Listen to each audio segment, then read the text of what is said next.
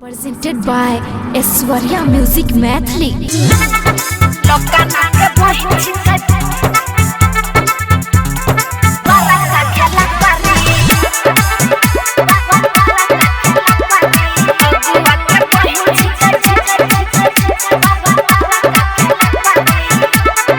Singing by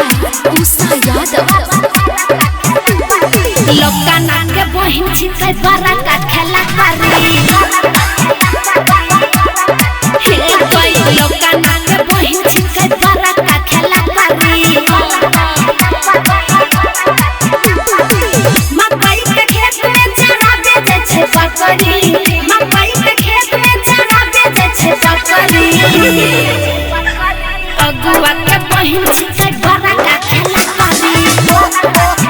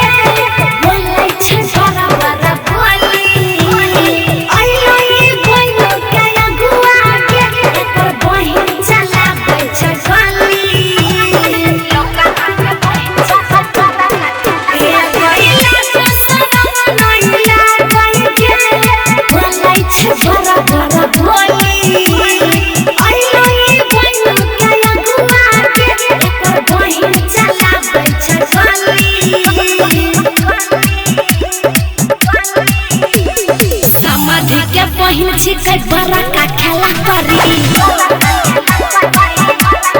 हे कोई लोका नाके बहिन छिकै बरा का खेला करी मकई के खेत में चना बेचे छै बकरी मकई के खेत में चना बेचे छै बकरी अगुआ के बहिन छिकै बरा का खेला करी बहिन छिकै बरा का खेला करी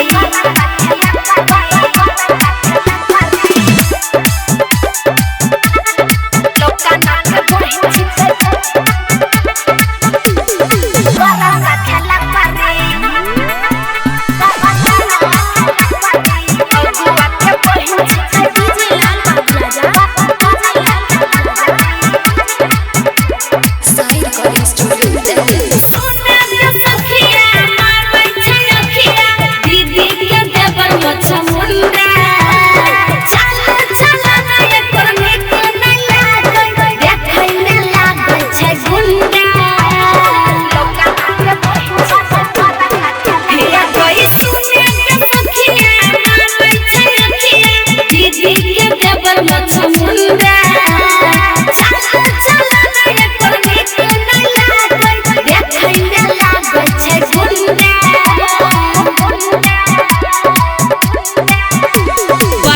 छिकै बरा का खेला करी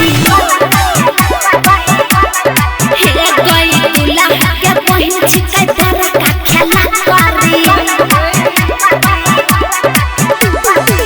मकई के खेत में चना बेचे छै बकरी मकई के खेत में चना बेचे छै बकरी अगुआ के बहिन छिकै